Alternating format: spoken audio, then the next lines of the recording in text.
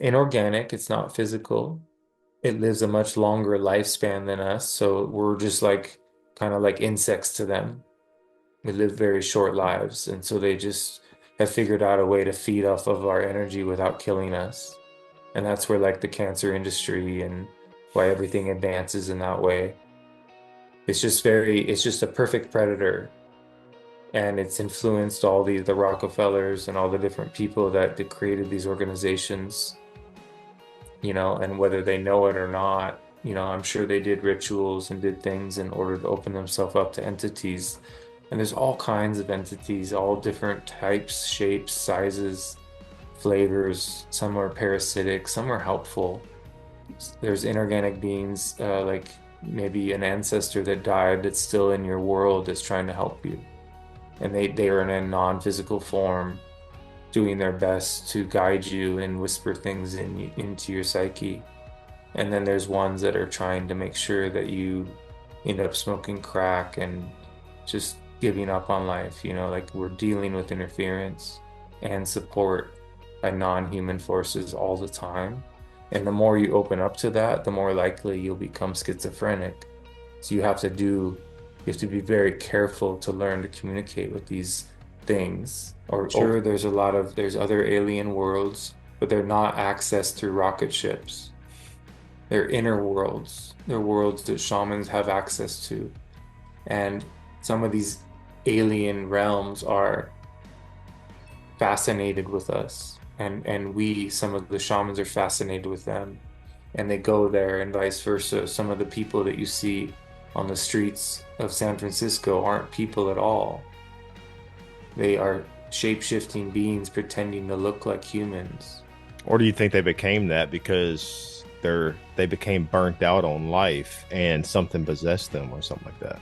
There's some of that for sure, and most of it, but some of them are pretending to fit in as if they are schizophrenic, addicts, but in reality, they're just playing a role and they're alien beings from other dimensions. It's really intense to start to notice the difference. You can tell because they don't have any thoughts. Sobering thing to Like it, come to terms with. And each individual can free themselves one at a time. Just how you respond and react to situations, you can learn to save your energy instead of being offended at anything that's going on. You learn to free yourself from this limited storyline by becoming lucid in your dreams or lucid in some way. And then, yeah, you become a warrior of perception. You stop letting anything hijack your attention. And you do this soul retrieval process. Basically, you go back into your past and recollect your essence and your imagination, your creativity. And if enough people do that, this whole place changes. They're trying to present a story where it looks just so bleak. And if enough of us were to buy into that, that would happen. But there's just not likely to go that way. So it's going to be an attempt. And our ability did not, like it's great to be informed of how power works and how sorcery operates. But if it starts to become the thing you're focused on, then they got you. And it's just really easy to do. They lent us their mind. So we have a natural mind and then we have a foreign installation, and that's our dialogue that's always going. We're always thinking and overthinking, and we're always have these fears and these things that kind of keep us from silence. That's the hive mind. It's not natural. That's why it's a weird deal because if you're trying to do it to change this world, it won't work. But if you're trying to change yourself and enough people do that, then it will change the world. hmm. It's this weird, like, because everything's inverted here. And so we are the dreamers, and they get us to dream their world for them. So if we can reclaim our dreaming attention, then we can live in harmony and then like not be attached to the outcome. Creates real detachment.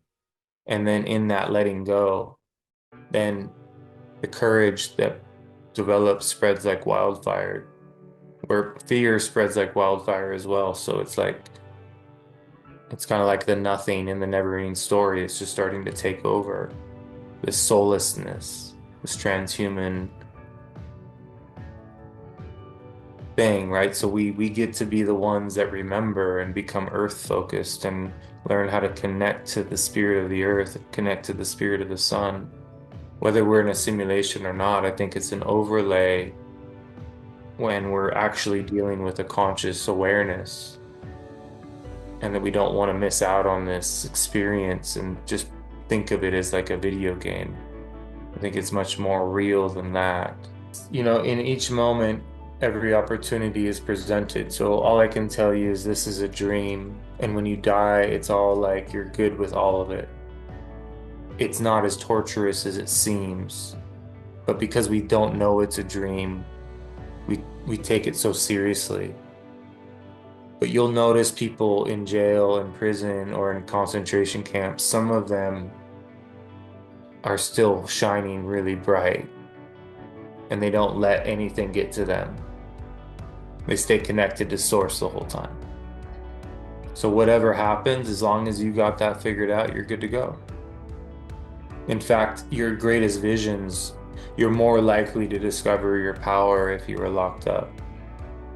Because it's easier to be impeccable when you're in situations that are difficult than to be impeccable in normal situations where you're buffered by money and shelter and all the normal shit.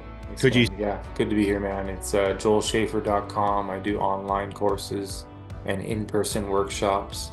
So we do 3 online courses a year and 3 in-person workshops a year. And then a lot of what I do is just meet with people one-on-one. So you can sign up for my mentoring 90-minute sessions at sliding scale. My channel is Perceiver on YouTube, and I'm at joel.schafer on Instagram. And feel free to reach out. I do free consults. They're 30 minutes long, and a lot can kind of get talked about in that short period of time. So happy to connect with anybody if you feel called to reach out. I'd love to meet you. And yeah, appreciate it, man. welcome to Beyond Forbidden. Today on the show, I got Joel Schafer. This is a treat, honor, a privilege. First came across him on Archaics a couple years ago, I believe. Or he interviewed Jason from Archaics a couple years ago. And many of you, I'll try to give the link to that also in the description. And also, I try to give the link to my Archaics interview that was a couple years ago also. But Joel, welcome to Beyond Forbidden. How you doing, man? Good, man. Good to meet you, man. So glad we could do this, and appreciate having me on.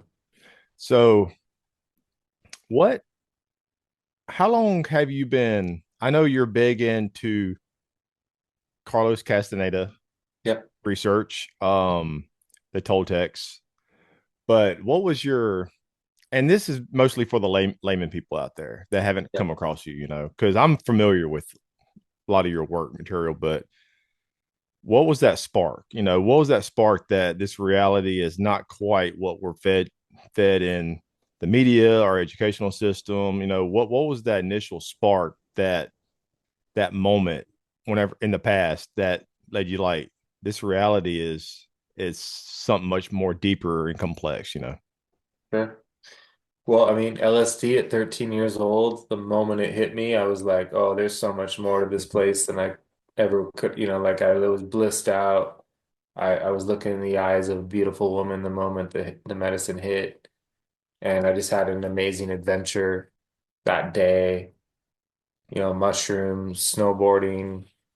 I just started to go after and explore the bliss side of it, and I wasn't very afraid to break the rules or to get away with stuff. I was hanging out with really intense and powerful people that were in and out of juvie and jail a lot, and I would like keep them out of trouble, and they would kind of keep me entertained. So I just had this calling to go pretty into the a little bit of the reckless side of things really quick at a young age.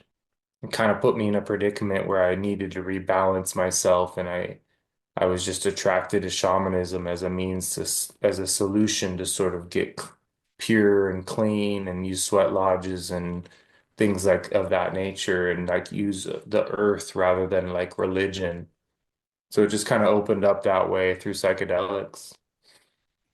So I talk about a lot of things on this podcast, from the occult, the paranormal, conspiracies, reality.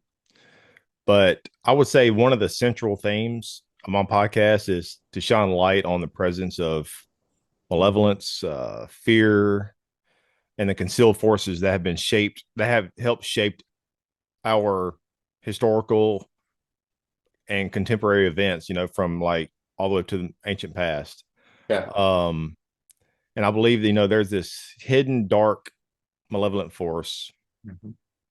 um, possibly been shaping the events from the ancient past to modern day, rather consciously, subconsciously. You can call them some type of hidden archonic force or whatever. Aliens, I don't think, they're aliens like people think they are, but Yeah. it's some type of hidden force, some type of hidden influence. It could Yes. be it, it could be a freaking computer program. You know what I mean? We don't know, but Yeah. there's something going on. But that's the main theme, of my podcast. But is to try to shed light on that. Um, because I feel like everything that we're encompassed in the world arena today, these figureheads, rather Mhm. knowingly or unknowingly, these elites or whatever, they're being guided. Right. You know, I agree. Um, so I heard you several interviews, and I know your last conversation, I think you're actually on Archaics a couple weeks ago, maybe a month ago, Yeah. start talking about, this hidden influence Yeah. and things like that. Um, but how do you what made you kind of talked a little bit about your awakening and all that, the Mhm. psychedelics, but what made you think that what was that also that spark that you said, man, like there's this hidden influence, there's this archetypal influence. Like what path led you down that road? Yeah. I mean, those kinds of awakenings led me to become curious. That curiosity led to reading the Castaneda material. Castaneda material explains it very thoroughly. Most people don't believe it because it's so intense what that body of knowledge explains is going on.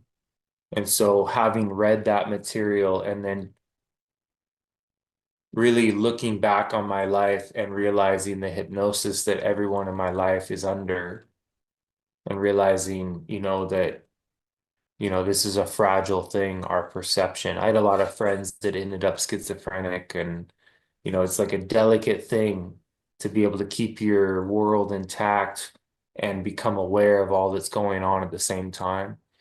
But the Toltecs refer to the interfering forces as the mud shadows or the flyers. And they say that they are higher on the food chain than us, and they feed off of our fear and our false hopes, like religion, different things in which we get controlled through, like Jason Breshears calls it dungeon programming. And it's just really easy to do. They lent us their mind. So we have a natural mind and then we have a foreign installation, and that's our dialogue that's always going. We're always thinking and overthinking, and we're always have these fears and these things that kind of keep us from silence. That's the hive mind. It's not natural. That's why monks and different beings try to get out of their mind, and go into these silent states of consciousness. And if you can do that, you can you can heal, right? So these parasitic forces aren't necessarily negative. They're just higher on the food chain, just like we're higher on the food chain than other things. And so if we're offended at them or at odds with what's going on, the reality is these beings are preparing us for our evolution. So people like you and I and some of the others are going to be able to stop feeding these forces just by how we react. Instead of being offended at what's going on, we'll be able to save our energy and start learning about internal power training because the world's always going to be fucking insane. The tyrants are always going to be feeding off of these parasitic forces, and the exchanges that they're having are going to continue.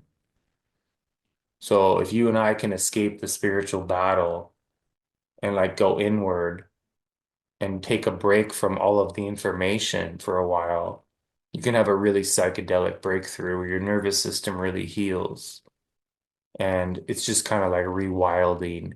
We're kind of domesticated because we're so caught up in the stories of what's happening. It's easy to control us.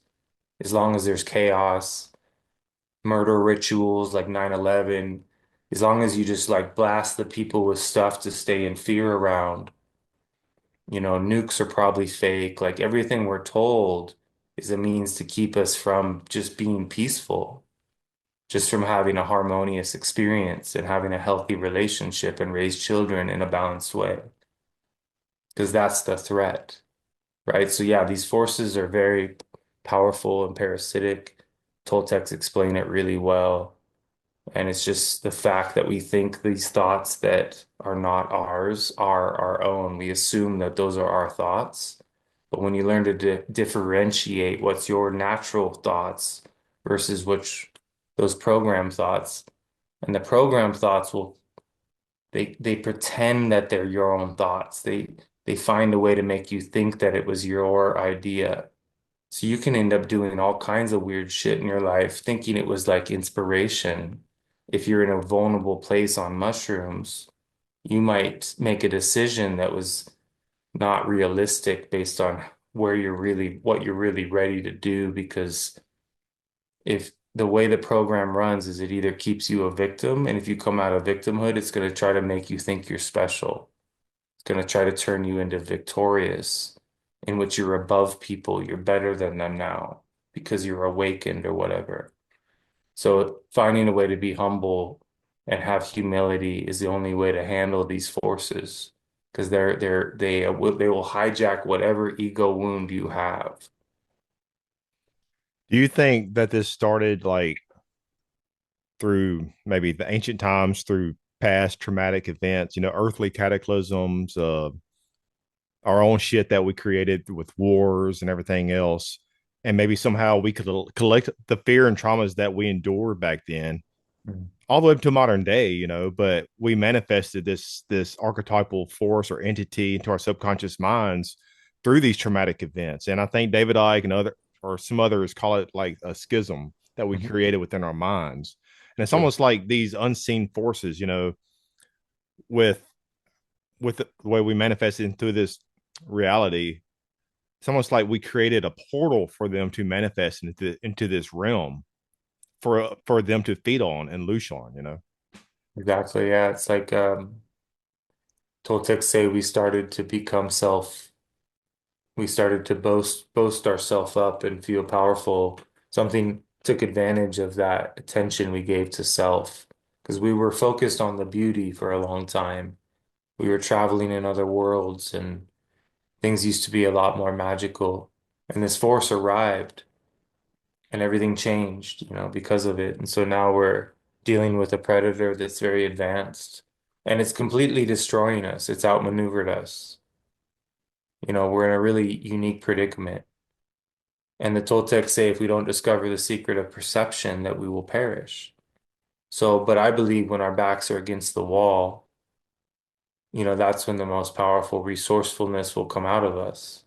And many of us will realize that we're so much more capable than we had previously thought, and we'll be able to deal with this dynamic without being like overwhelmed. So yeah, there's a real Uh, it's a very sobering thing to come to terms with.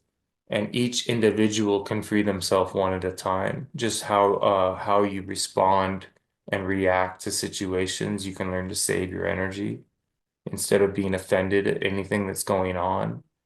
You learn to free yourself from this limited storyline by becoming lucid in your dreams or lucid in some way. And then, yeah, you become a warrior of perception. You stop letting anything hijack your attention. And you do this soul retrieval process. Basically, you go back into your past and recollect your essence and your imagination, your creativity. And if enough people do that, this whole place changes. But it requires a certain amount of people. So we're dealing with numbers in a way. We're dealing with formulas and intensities, and the Toltecs figured out ways to get out of here. Sometimes resets happen where you have to leave for a period of time.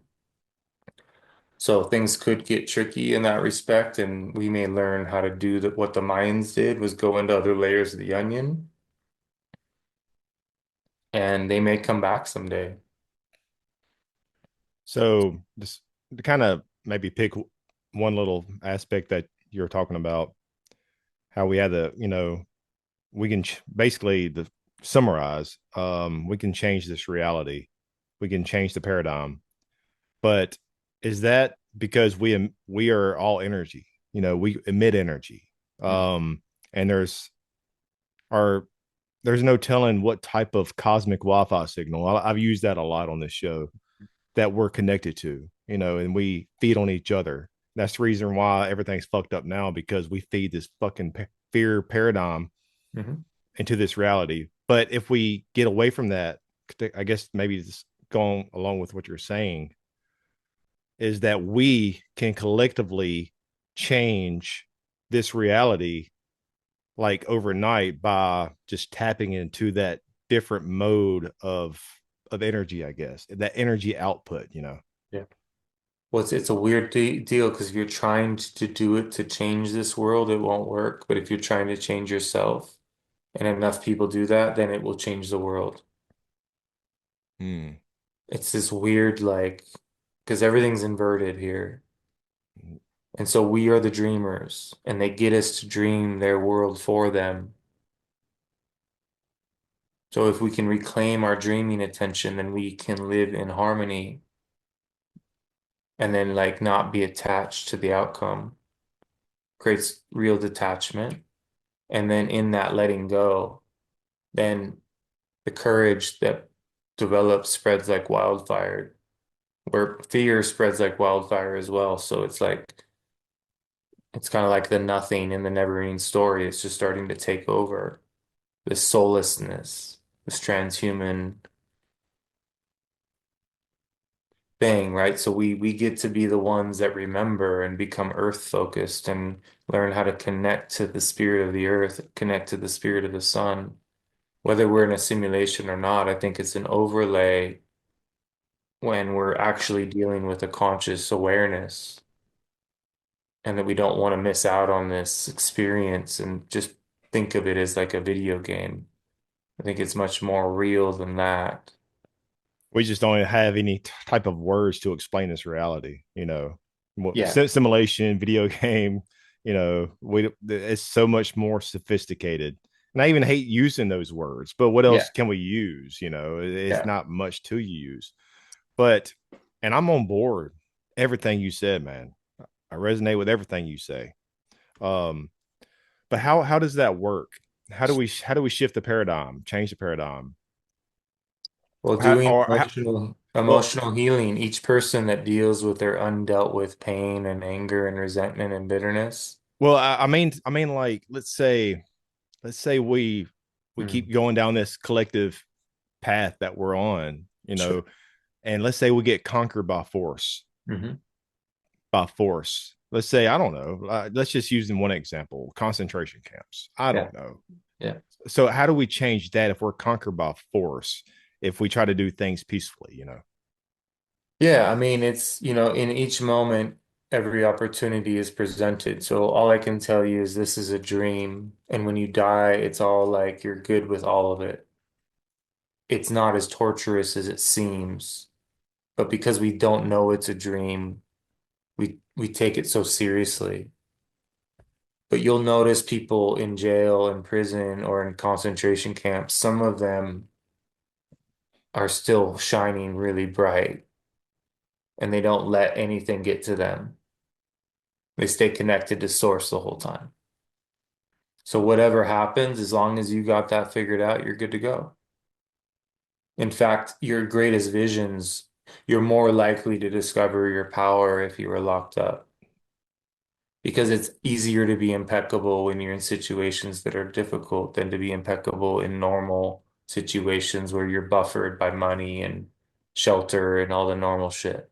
Could you say the same thing, Joel, about the more shit we face in this world in reality, it's almost like we create that type of prison type.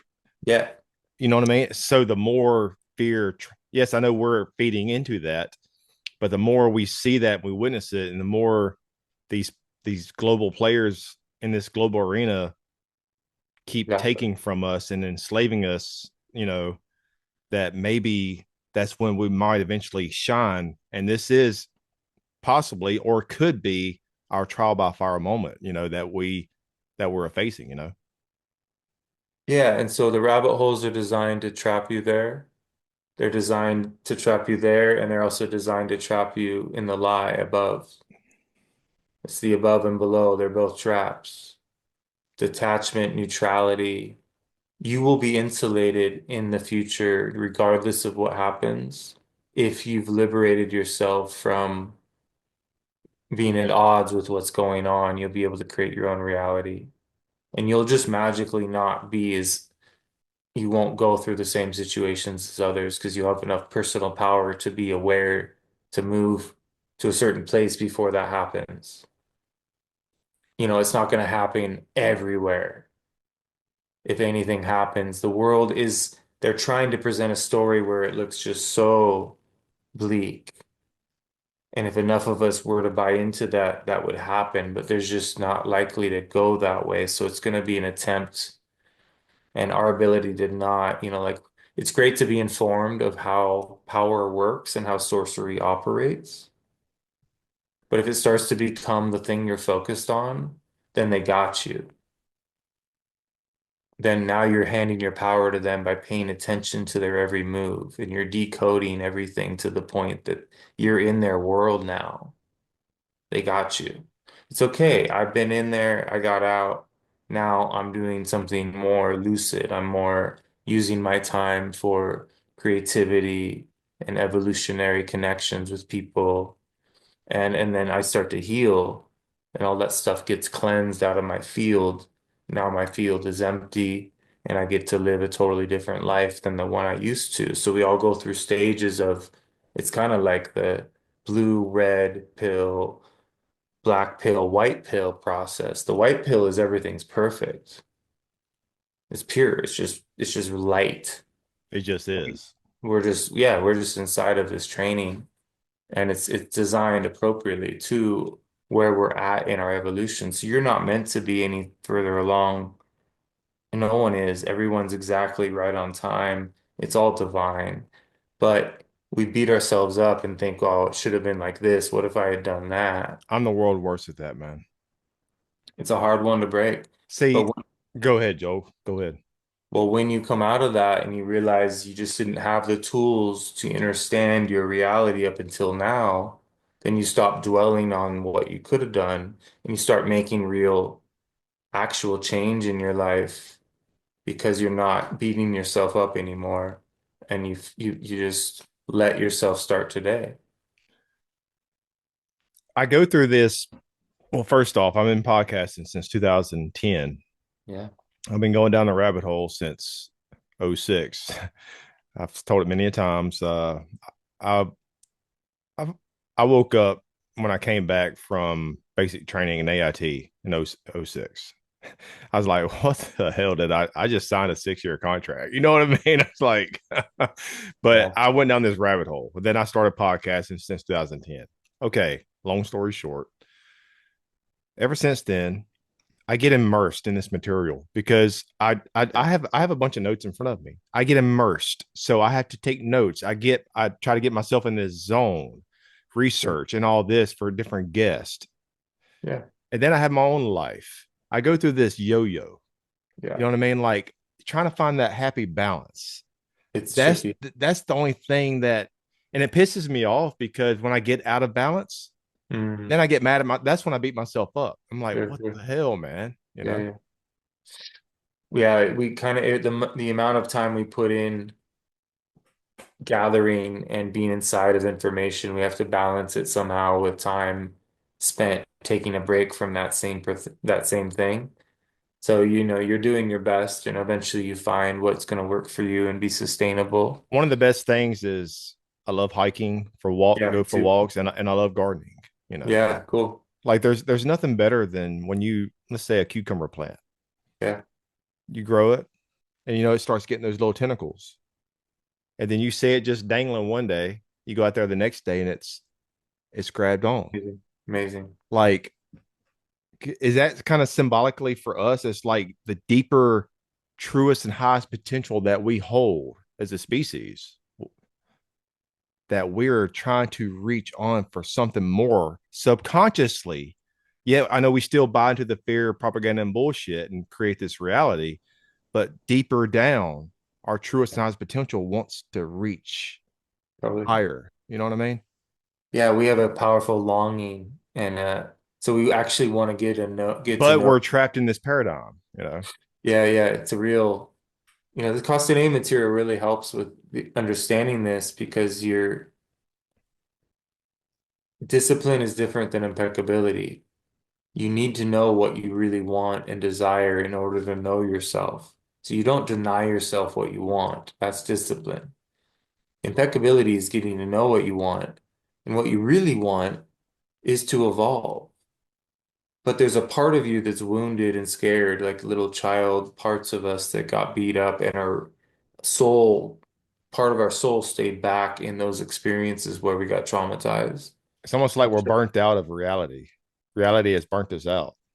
Yeah, we're all fucked up. We're all beat up, man. And it's not easy to recollect those parts of you. And it's uncomfortable as hell. It's kind of like puking, but it's like tears and yelling and screaming, and there's stuff caught in us from even pre-verbal. A lot of people don't even know what happened to them, but there's stuff stuck in their body, just from whatever. And so we are in a really difficult dream. Some people are born into pure horror. From day one, their life is terror. And some people are just super buffered. There's like life's pretty chill. But it's all traumatizing because the ones that are chill, there was probably like less, there was some other version of trauma that was subtle. So everybody's story is actually really rich. And when you recapitulate your life, review your patterns and your blueprint, then you can react differently when you're triggered by the same things from the past, and you free yourself from the patterns of who you used to be. And then you get to create your own reality, but it's not easy to get to the place where you've purged your rage or your bitterness or your resentment or your sadness.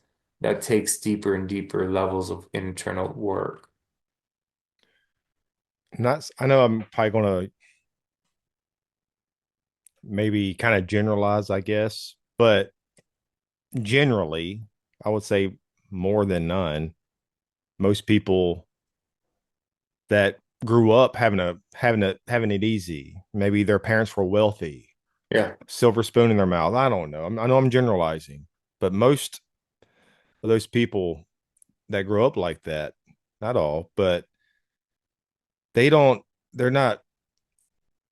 I guess what I'm saying is, Joel, is that you don't become to know who you are, what this reality is, the forces in this reality, everything else that we're talking about, yeah, well, without going through the pits of hell, without going scratching and clawing through existence, exactly. because that it calcifies you. Yeah, It calcifies you and it hardens you. But that could be a good thing, it could be a bad thing, you know, like, totally.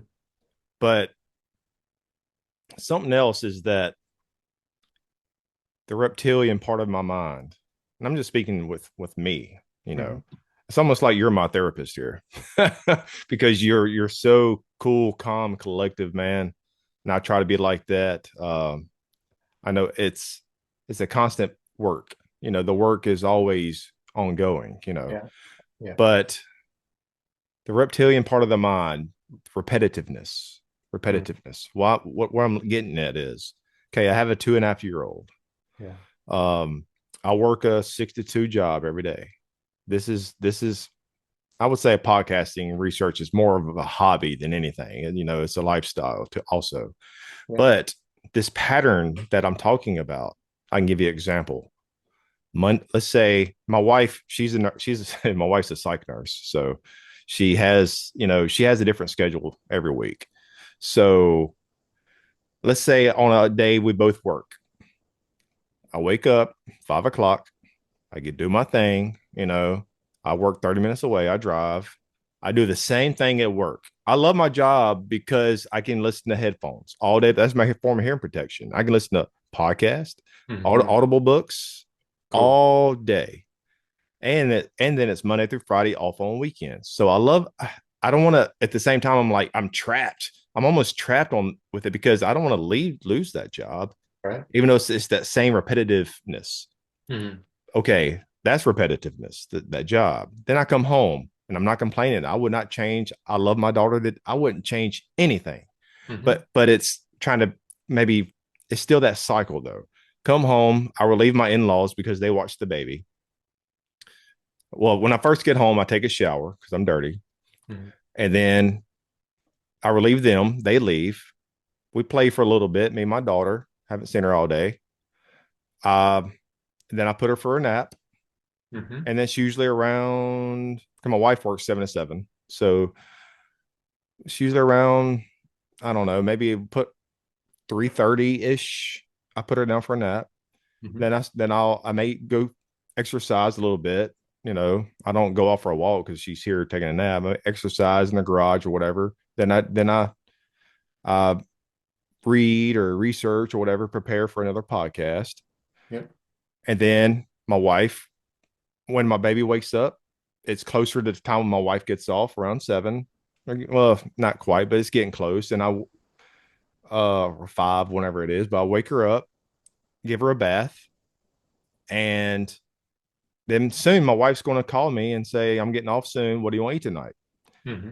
And then, she comes home, you know, it's the same thing. I know Yeah. but I can, it's just the same pattern. How to break that pattern? Right. Right. Like I wouldn't change anything. I don't want to break the pattern with my daughter and my family, but at the same time, I'm sure people can relate that same cycle every day, week by week. And then I can tell you another pattern when my wife is off. It's very similar, but it's a little different. But I have a couple different patterns it's the same, man. It How to is. break that cycle of life or that pattern of life. It's not easy, man. There is a way to invest in yourself. In particular, like I had to basically hire a third party so my wife and I could talk to somebody and get clear on how to make that transition. And it has to be somebody that's done it themselves, who's psychic as fuck and can tell you all the little baby steps so that you're not living the same life 5 years from now, and how to hang in there so you don't go crazy inside of the patterns for now, Shit. and how to break them in little ways. But if you don't deal with it and you desperately escape, it's going to damage things. And if you just try to suck it up and pretend you're okay with it, that's going to damage things too. Somehow something's got to shift a little bit here, a little bit there. And that might not look the way you like if you're wearing blinders and you're only seeing solutions based on what you know about life, somehow getting those blinders off. There's actually people that you might not have met that live nearby you that have an idea for a little side hustle that totally ends up being like this really magical fountain of money someday for you. And so you want to be open and listening so that you can be guided to that transition, not in a desperate way. But in the meanwhile, like a lot of people are in a similar situation you are that are in my courses. They come into the courses, we meet 3 times a month for 3 months, and then we take a break and do it again. And it's sliding scale, it's not that much money, but you build this internal power just by doing these movements that I teach. It's like Tai Chi or Qigong, but they come out of ancient Mexico. And they wake you up and you start getting clarity on how to change your life. And I went through this too. I was the only way I knew how to make money was to break my back doing physical hard labor building houses, and my body was shutting down, and I had no capacity to honor that because I had kids and a wife who was sick. I'm sure most people would say, and I'm myself, yes, I worry about my body shutting down too, but I'm Yeah. more concerned about this shutting down, breaking Yeah, down, yeah. you Well, and know. that leads to the body shutting down. Like I realized it wasn't my injuries, it was my stress.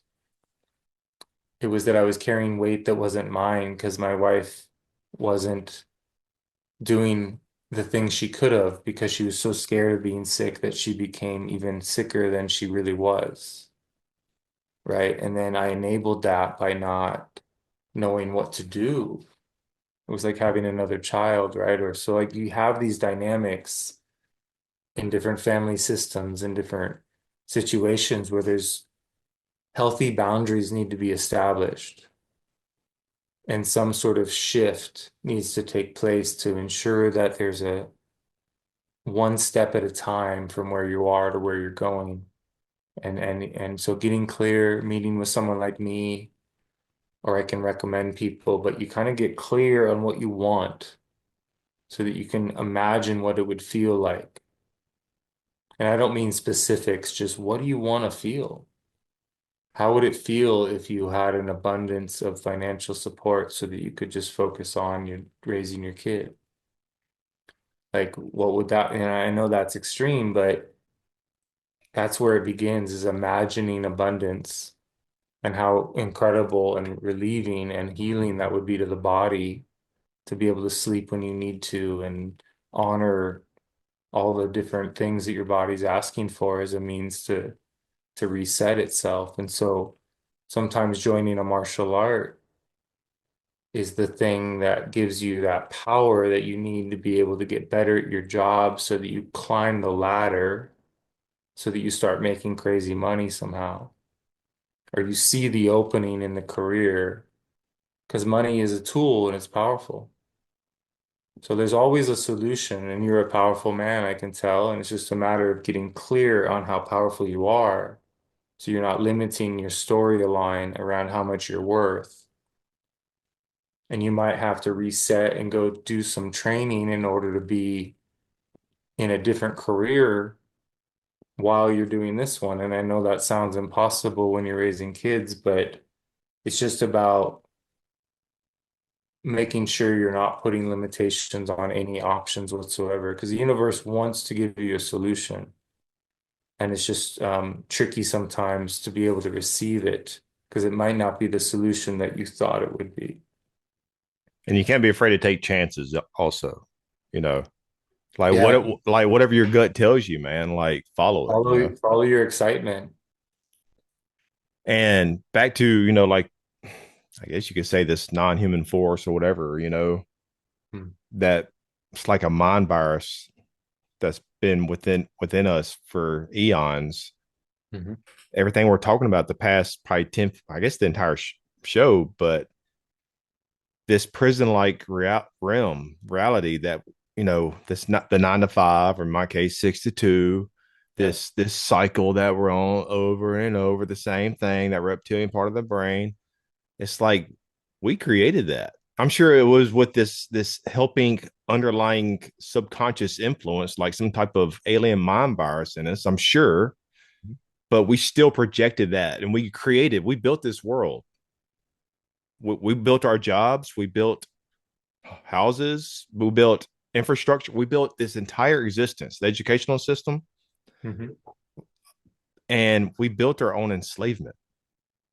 Totally, man. It's wild. It's How disturbing. crazy, how crazy is that? You know what I mean? Because I was just explaining to you of how my enslavement, that, Yeah. and I'm sure everybody can relate. You know what I mean? But Yeah. I'm not enslaved, man. Be real with yourself, man. Exactly. Be real with yourself. But it's just crazy how we just built this. It's, I hate to say imprisoned planet, but we basically did. We created a prison that's without bars within this reality for us to live in. Hmm. Yeah, and that's where the power of dreams and being able to use dreams in magical ways can be a means to understand our evolution and how to not be, like Toltec say, you're either a slave or you're a servant. So you can be of service here in a way that will boost you. You can be a servant to power. And they say this is a world of power, and it's not about how much personal power you have, it's how much you trust in it. So that taking risks sometimes is the only way to get out of the system. Like I live a really amazing life, but I was a stuck in construction management for my whole life until recently, and now I teach workshops and work with people one on one, and I can't believe I get paid to do what I do. How many years ago did you truly break free, though? Like truly, Very, honest. very recently, yeah, just like a year and a half ago. So Oh, down. yeah, it takes. It's a work in progress for sure. Yeah. I had to do both simultaneously, and I had to wait till my kids were old enough to be able to do it. So but now I'll be honest, I could blow up really easily. I know people that could help me blow up really quick. All I care about is that I have enough, and then I'll take that next step when I'm ready because I don't need it to be anything more than what it is. And therefore, I'm slowing down the process so I don't get lost or, it just like I have to be very careful. Money is not, it's a double-edged sword. And if it becomes the thing you're focused on, then you won't be in your intuition. So I'm going very slow and building something very consciously so it's sustainable, so I don't burn out, so it doesn't become some drama that opens up by getting too big too quick. Because there's a lot of power in what I'm offering. There's a lot of people that are gravitating towards it, and it's going to be really big someday. I trust that, so I don't need it to happen any quicker. And sometimes that's the best thing to do because you'll see things grow quick and then they phase out really hard. They crash really hard because there was just too much energy too quickly. So life isn't meant to be materialistic. It needs to be based on what's bringing you harmony because that's what's going to sustain you. Your cup needs to be overflowing somehow if you're going to be able to free yourself from the heavy ritual routine patterns and find a creative way to interact here. Um, and you never know what that might be. It could be Toltecs, they escape the matrix for a period of time. They find a solution to get out and take a break. And then they go back on purpose and go and deal with difficult things to see if they're easily offended or if they get triggered because they work on themselves so that nobody can uh, throw them off or throw their center off. So they go right back into a job that used to make them stressful without getting triggered at all and just try to be a model employee just to reset their relationship with that type of power. Do the Toltecs or Carlos Castaneda, do they talk about these?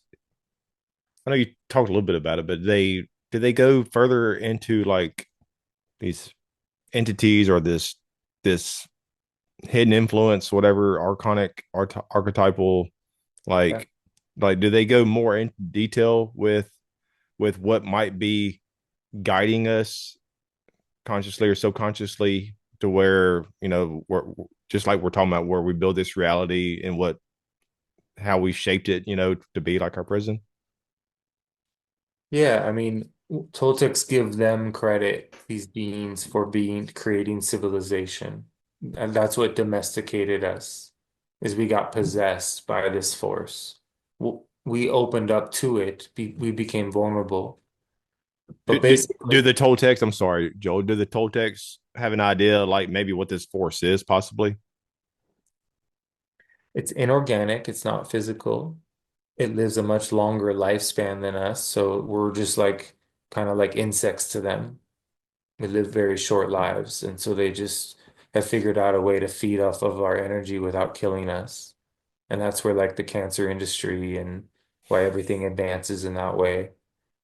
It's just a perfect predator. And it's influenced all the Rockefellers and all the different people that created these organizations, and whether they know it or not, I'm sure they did rituals and did things in order to open themselves up to entities. And there's all kinds of entities, all different types, shapes, sizes, flavors. Some are parasitic, some are helpful. There's inorganic beings, like maybe an ancestor that died that's still in your world that's trying to help you. And they are in a non-physical form, doing their best to guide you and whisper things into your psyche. And then there's ones that are trying to make sure that you end up smoking crack and just giving up on life. Like we're dealing with interference and support by non-human forces all the time. And the more you open up to that, the more likely you'll become schizophrenic. So you have to be very careful to learn to communicate with these things or open yourself up to the fact that it even exists because we're fragile, we're sensitive, we're not powerful yet, but we can become so. That's what my courses teach people is how to handle the intensity of being able to deal with this stuff. I go out in the wilderness at night alone. The Yeti are real and they present, but they're not physical the way I experience them. They just try to freak you out with their sounds they make when you're alone. And I've been out there with people that can't hear it, but I can.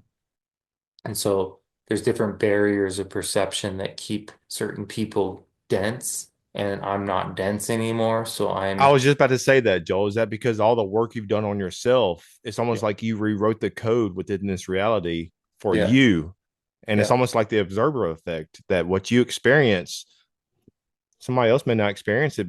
It's because all the work, shadow work, and everything else you've done in Mhm. your life that's led up to now, you rewrote the code within your body, your mind, within your reality to where you can experience something that somebody else can't.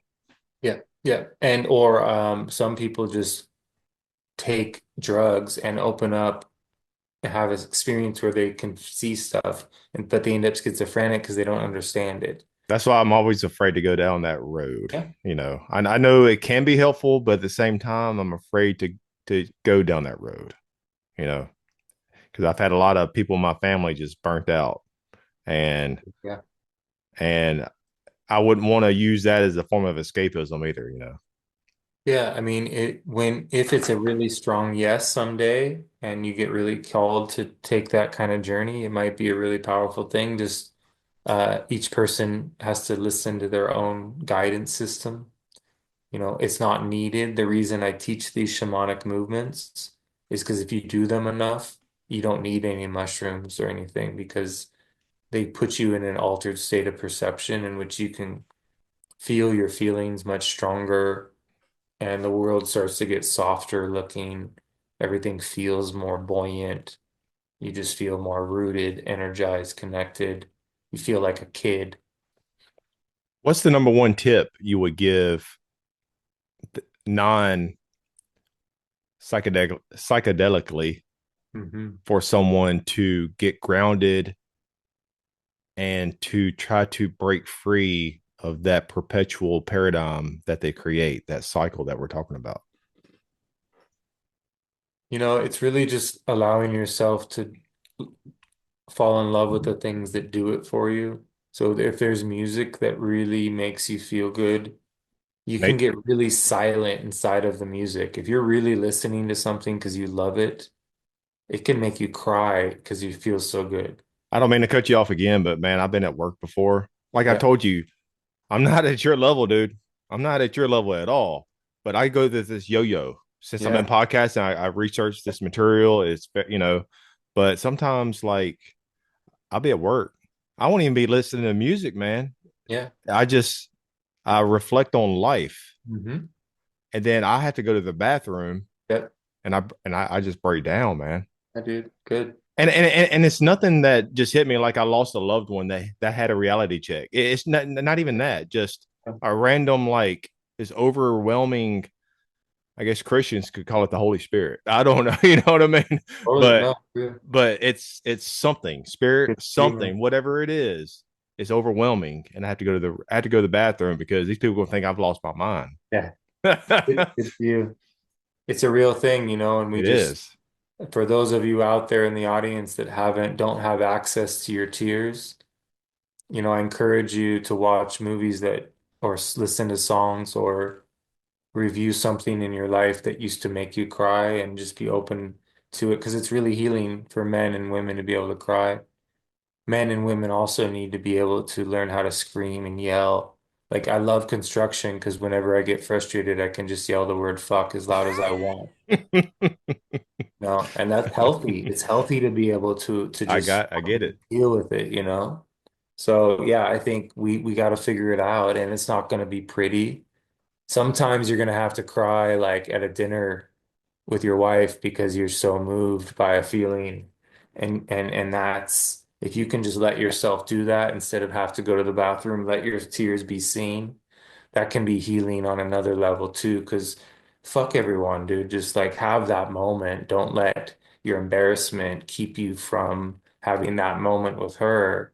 And she may not be comfortable with that, but if she is, she'll really appreciate it because most women are more comfortable with showing emotion in public.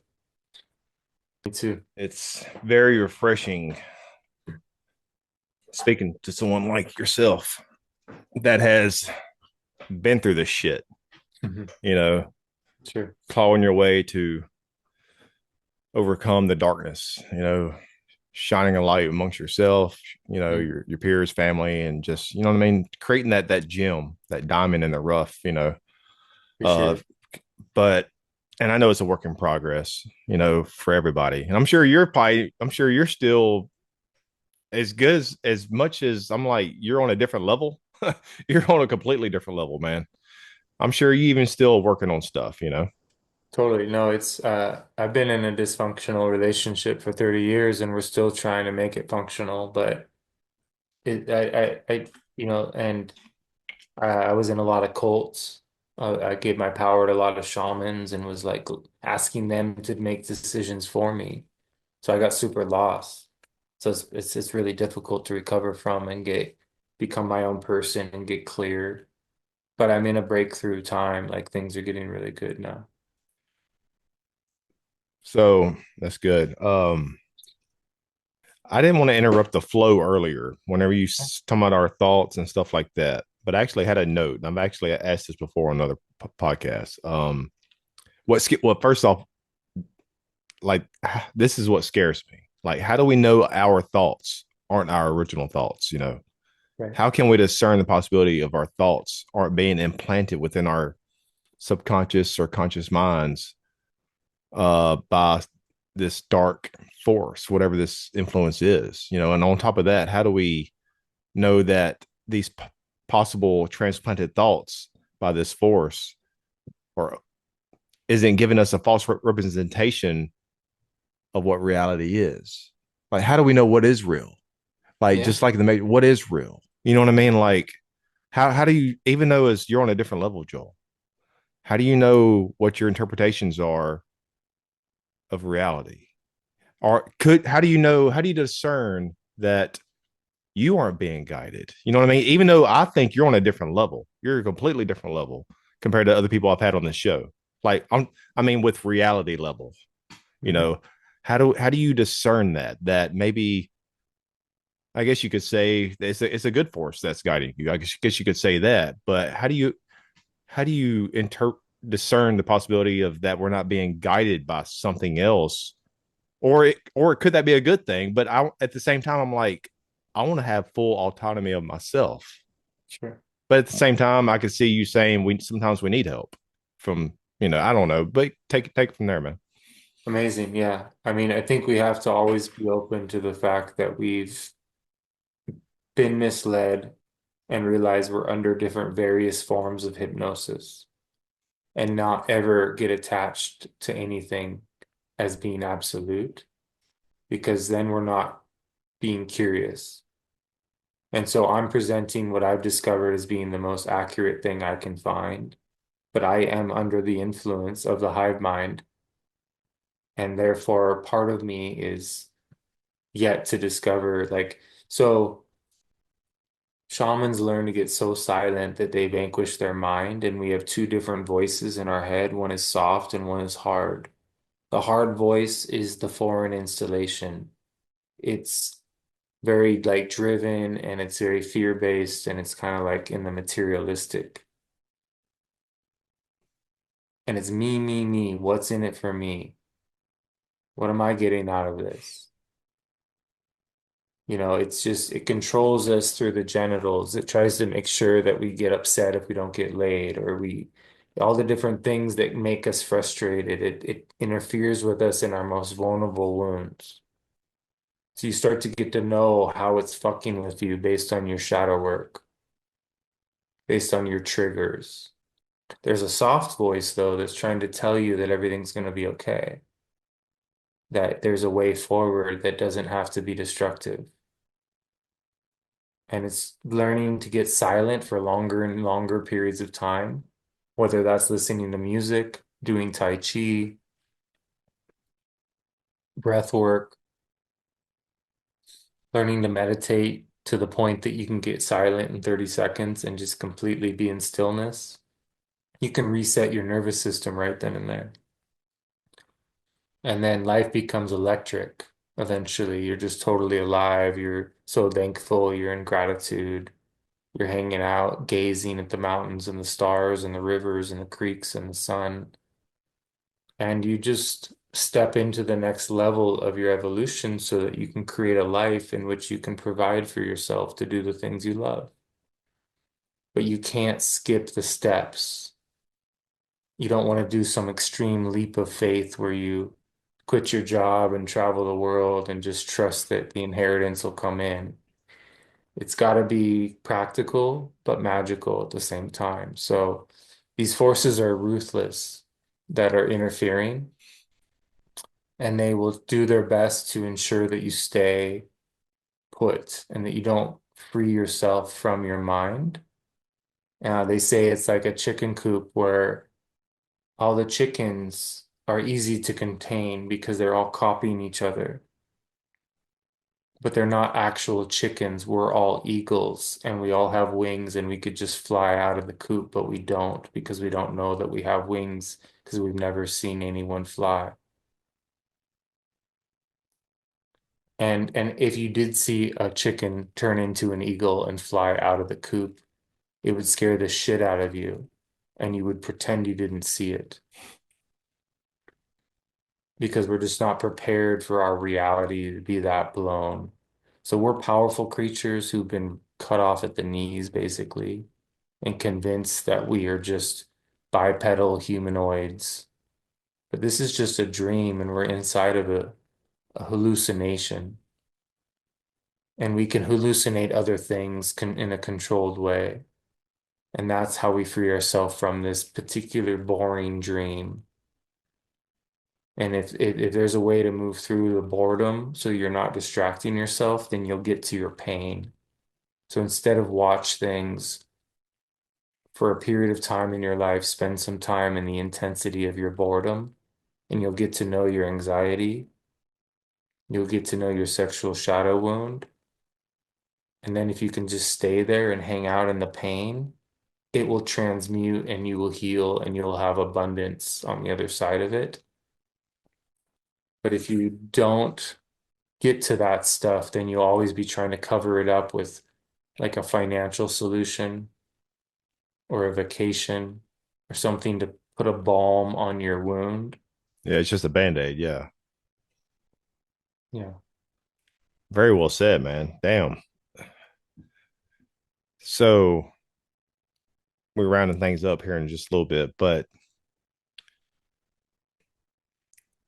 is it our, see how I can phrase this? Is it our goal or ambition or whatever word, I'm not, that's probably the right words to use, but to try to go back to that innocence Hmm. as a child?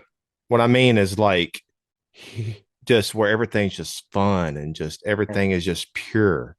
Everything is just a kid doesn't give a damn what's going on in the world today. You know what I mean? Yeah, Like, is that that's so? it. I guess on top of that, remember that on top of that. So when we die, Hmm. we come if we come. I don't know your thoughts. I guess reincarnation, whatever. We come. Do we come back Hmm. and then we forget all that bullshit and we come as a clean slate? But if we Okay. come as a clean slate, how how does that work with the entire reality? You know what I mean? Like it's hard to put my what I'm exactly how I'm trying to say it. Yeah, no, it's Kind cool. kind of like how this reality is a test. But if we don't remember, how do we grow from that? Like how do we instead of keep coming back and back, how can we just tap into that pure essence where just like a kid, Hmm. everything they don't give a damn what the world's like? How can we just live that at an early stage throughout life Hmm. instead of waiting till we're 60 years old to have this epiphany of Right. like, damn, Totally. like Totally. I don't know. Maybe you can reword some of this. Yeah, It's yeah. very No. philosophical, and I need Joel to help me out with Well, that. it's a real thing. There are families that are conscious and raise their kids without letting them become hypnotized by the mainstream system. And they create a platform and it's a really secret, powerful way of doing things. It's probably not going on anymore, but it used to be the way Toltecs did things. But the goal of the work is for all of us to reclaim our youthful energy as much as we can through the recapitulation, which is life review. You go back into memories and you recollect your essence. You inhale your essence and exhale any energy splinters you took on from your parents or anybody that left their projections inside of your field. It's important to sort of take a break from all the people in your life that are putting the most projections onto you, that have a limited story of what you're capable of. And so when you recollect your attention, so you're not letting other people's perception of you affect you, then you become much more imaginative and you reclaim your creativity. But when you compare yourself, you're in a box of comparison with your peers, your brothers, sisters, parents, and you look at what they did and you think, well, I can only do so much because of what they did. You're like comparing. So how do we heal that? We go back into our past and just unlock any entanglements that we have with any pattern. So pattern breaks by reviewing where the patterns got established is the most effective thing I've discovered. It's like soul retrieval. You left parts of yourself in that fight on the school playground. You left parts of yourself in the car accident. You left parts of yourself in different scenes throughout life. And when you collect that stuff, you end up becoming more youthful, and your dreams start giving you access to feelings you felt when you were super young. And then it's just about allowing, whether it's psychedelics or some sort of relationship that you have with creativity to get reestablished. We're all very craving to be inside of some form of expression. And so when you learn to express your self, whether it's snowboarding, dancing, martial arts, fighting, Or it even can podcasting, I guess. totally anything that does it for you that makes you feel like, wow. Um, then you're inside of a process of getting to know yourself. And a lot of people don't have that experience. They've re- they don't know how to express themselves. So we just want to give permission to people to be unique in that. And that's we're all different. So we don't want to compare ourselves or box ourselves into any sort of rules around how we could become really get to know what we're capable of. And yeah, so it's just useful energy is the key. And when you die, all your memories will flash before your eyes. And so, what if you could get access to that inventory without having to die?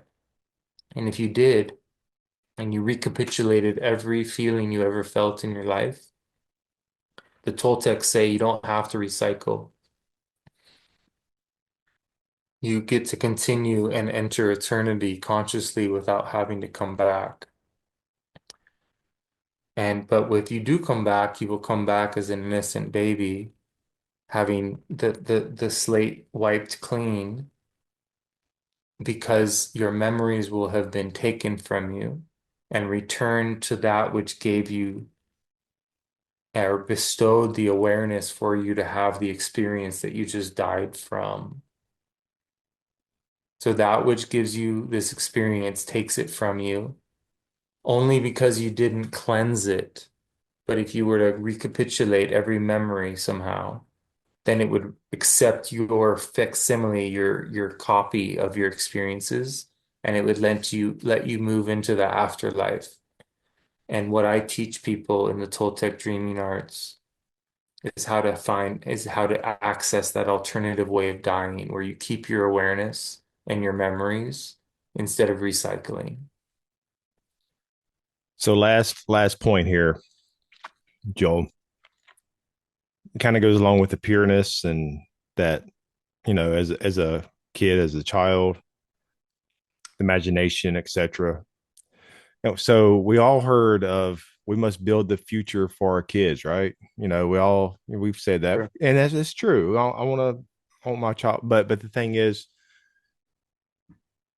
so maybe we need to collectively, or I know what you said earlier, you just have to let it happen. You can't forcibly make it happen, or something like that. Maybe you can correct me here in a minute, but maybe not just build the future, a better world for the kids today, but maybe for the ones that come back that are pure and innocent, to where Mhm. they grow up staying pure and innocent, imaginative, Yes. building, building, like to where they come into this world where the paradigm shift, this reality, this matrix is completely inverted into our favor and not this Sure. force's favor. Imagine what kind of world that would be, dude. You Yeah, know what I dude. mean?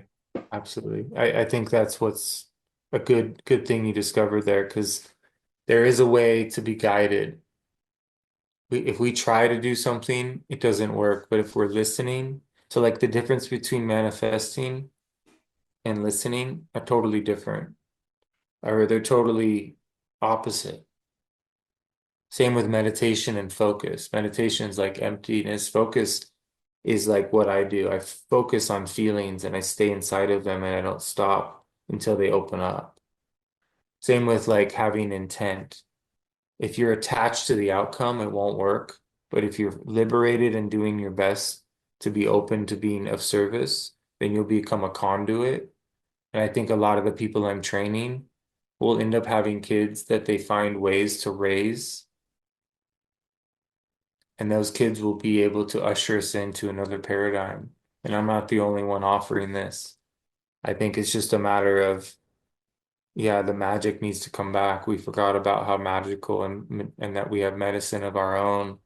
Sure, there's other alien worlds, but they're not accessed through rocket ships. They're inner worlds. They're worlds that shamans have access to. And some of these alien realms are fascinated with us. And some of the shamans are fascinated with them. And they go there and vice versa. Some of the people that you see on the streets of San Francisco aren't people at all. They are shape-shifting beings pretending to look like humans. Or do you think they became that because they became burnt out on life and something possessed them or something like that? There's some of that for sure, and most of it, but some of them are pretending to fit in as if they are schizophrenic, addicts, but in reality, they're just playing a role and they're alien beings from other dimensions. It's really intense to start to notice the difference. You can tell because they don't have any thoughts. Like an You can see, NPC. you can kind of pick up on where they're running from, and it's really intense. I know I've come across people a lot, almost Yeah. daily, that you talk to them, man, there's nothing there. I'm talking about Yeah. I'm talking about they appear to be clean and sober. Sure. There's nothing there. I There's know. there's no soul, spirit, consciousness. It's like they are just hive mind, straight and narrow, Yeah. Borg mind. Like, dude. But anyways, Joel, Yeah. man, I appreciate it, man. Let's go ahead and throw all your links, and people can join your courses, and they're not gonna have to wait till the end of the show to hear it. I'm gonna clip this and I'm gonna put it in the intro. So, but yeah, go and throw all your stuff out now, man. Thanks, man. Yeah, good to be here, man. It's joelschafer.com. I do online courses and in-person workshops. So we do 3 online courses a year and 3 in-person workshops a year. And then a lot of what I do is just meet with people one-on-one. So you can sign up for my mentoring 90-minute sessions at sliding scale. My channel is Perceiver on YouTube, and I'm at joel.schafer on Instagram. And feel free to reach out. I do free consults. They're 30 minutes long, and a lot can kind of get talked about in that short period of time. So happy to connect with anybody if you feel called to reach out. I'd love to meet you. And yeah, appreciate it, man. Thank you very much, Joel. Thank you, brother. All right.